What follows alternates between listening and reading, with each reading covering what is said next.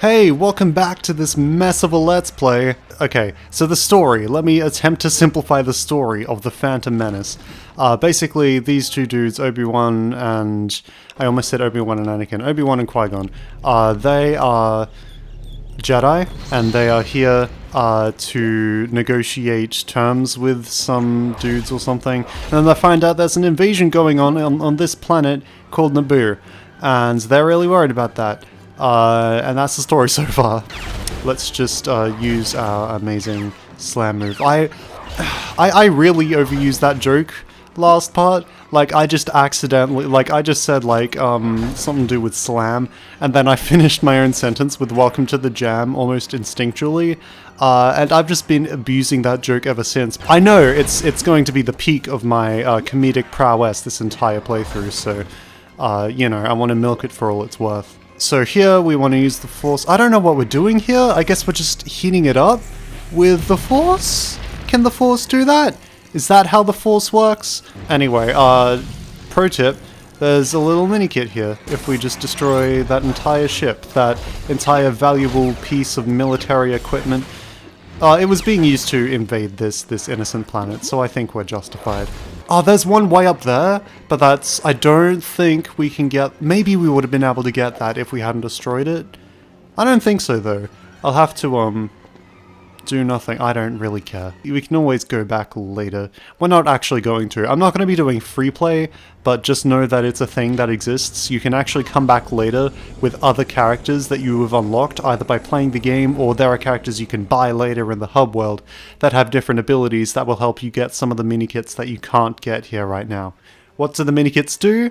What else but give you another gold brick, which do things later on. Basically, it's just an extra little challenge for you to complete, kind of. If you're a completionist, you're just gonna want these little traffic light looking things, no matter what they do. We have unlocked Jar Jar Binks, the most beloved Star Wars character of all time, I think. I don't think he's actually the worst.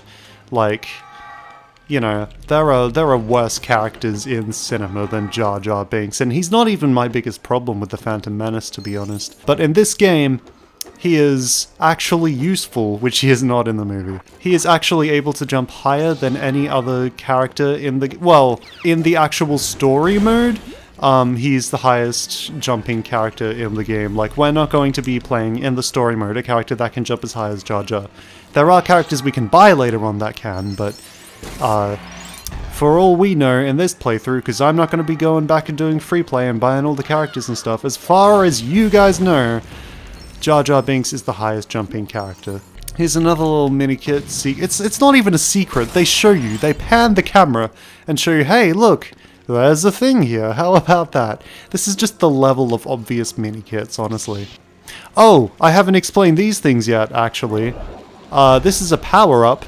This gives you a bunch of extra powers, including attracting nearby studs to you. Your attacks become more powerful. You use the Force quicker, I think. There's another obvious mini-kit.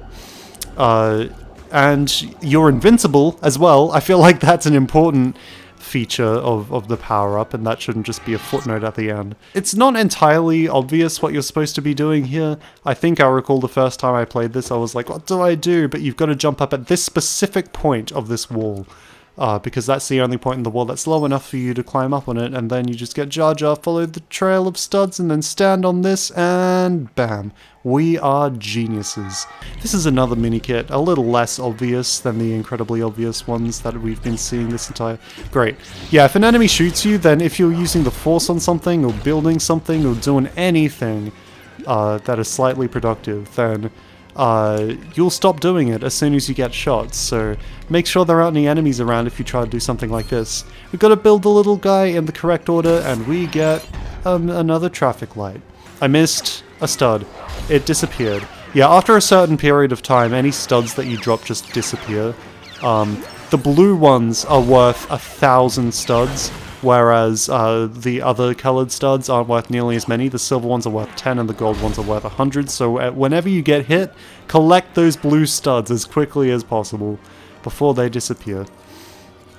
Anyway, this is the end of the level when we walk into the water here, because Jar Jar here is going to lead us to his home, his little underwater home, where we're going to meet the leader of his people, who looks nothing like the rest of his people, and we're going to trick him using magic to steal a ship from him, and just be on our merry way, because what we're going to do is we're going to locate the queen of this planet and try to rescue her, because we believe that that's what the invaders are after. We actually got a decent number of mini-kits, and look, it looks like it's building maybe the ship we just escaped in.